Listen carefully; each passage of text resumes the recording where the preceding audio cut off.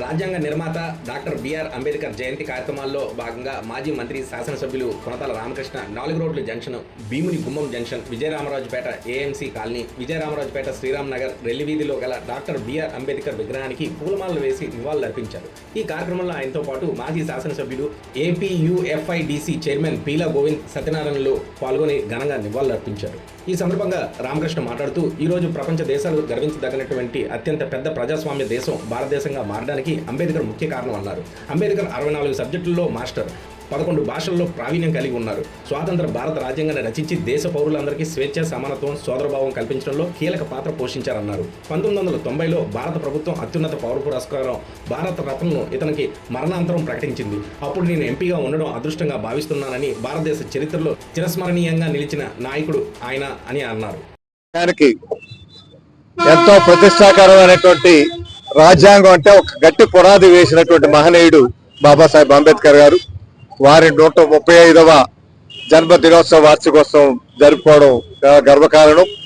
ఇటువంటి మహనీయుడు మన భారతీయుడుగా, మన మనిషిగా ప్రపంచ ప్రఖ్యాతగాంచినటువంటి దేశంగా ఈరోజు రూపొందుతుందంటే ప్రపంచ దేశాల్లోనే 4వ అతిపెద్ద ఆర్థిక వ్యవస్థగా ఈరోజు వస్తుంది.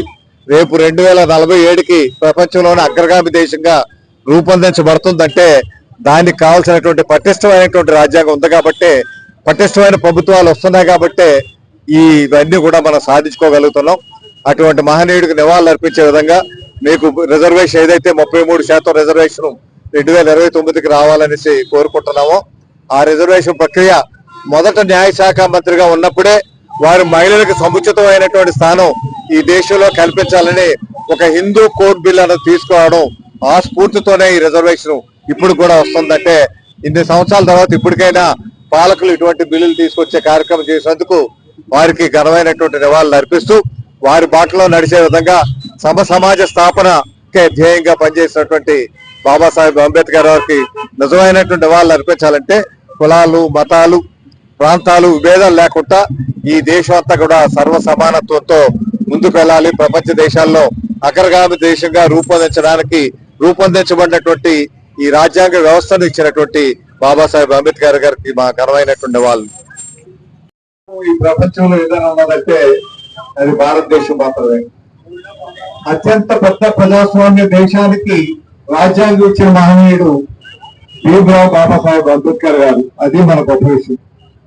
ఆయన రాజ్యాంగం కూడా కాదు, పటిష్టమైనటువంటి రాజ్యాంగంలో ప్రపంచ దేశాలే ముక్కు మీద వేలు వేసుకునే విధంగా ప్రజాస్వామ్య విలువల్ని కొనసాగిస్తూ ఇన్ని సంవత్సరాల ప్రజాస్వామ్యం కూడా ఎటువంటి ఒడిదుడుకులు లేకుండా మనతో స్వతంత్రం వచ్చిన దేశాలు చూస్తా ఉన్న పక్కన పాకిస్తాన్ కానీ బంగ్లాదేశ్ కానీ ఏ రకంగా విచ్ఛిన్నం అయిపోతా ఉన్నాయో, అటువంటిది ఈ దేశం ఎన్నో మతాలు, ఎన్నో జాతులు, ఎన్నో భాషలు ఎన్ని ఉన్నప్పటికీ కూడా అందరినీ కలిపి తీసుకెళ్ళగలిగినటువంటి ఒక మహోన్నతమైనటువంటి రాజ్యాంగాన్ని ఇచ్చినటువంటి మహనీయుడు ఆయన. అటువంటి రాజ్యాంగం ఇచ్చారు కాబట్టి ఇన్ని జాతులు ఉన్నా, ఇన్ని మతాలు ఉన్నా, ఇన్ని కులాలు ఉన్నా, ఎన్ని వ్యవస్థలు ఉన్నప్పటికీ అందరం కూడా కలిసిమెలిసి సోదర భావంతో ఉండగలుగుతా ఉన్నాం.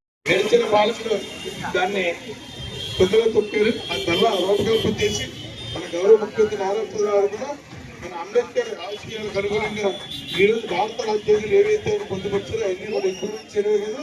రేపు రాబోయే ప్రభుత్వం భావితారానికి కూడా ఈరోజు స్కూల్స్ చూస్తున్నాం, గురుకుల పాఠశాల ఎన్ని కూడా ఎస్సీ రిజర్వేషన్ ఇంప్లిమెంట్ చేసి, అలాగే ఆయన ఆశయాలు కూడా అనుగుణంగా ఈరోజు భారతదేశంలో ఆంధ్ర రాష్ట్రం నిర్మించదగ్గ రాష్ట్రంగా ఈరోజు ముందుకు వెళ్తుంటే అంబేద్కర్ గారు రచించిన ఆశయాలు మరొకసారి ఈరోజు ఆయన మన మధ్య లేకపోయినా ఆయన ఆశయాలు గతంలో మనం చెప్పుకున్నాం. రాముడు, కృష్ణుడు దేవుళ్ళలో మన భారతదేశానికి ఏకైక దేవుడు డాక్టర్ భీమ్రావ్ అంబేద్కర్.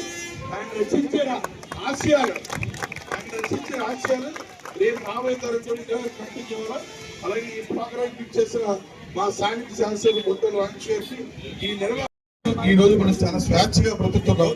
ప్రపంచంలో అందరూ గర్వించదగ్గ వ్యక్తి డాక్టర్ భీమ్రావ్ అంబేద్కర్. 135 సంవత్సరం కావాల్సింది. ఈరోజు మనం రేపు రాబోయే భావితానికి కూడా ఈరోజు హ్యాపీగా ఉంటారంటే ఆ మహనీయుడు డాక్టర్ భీమ్రావ్ అంబేద్కర్ ఆశయాలు.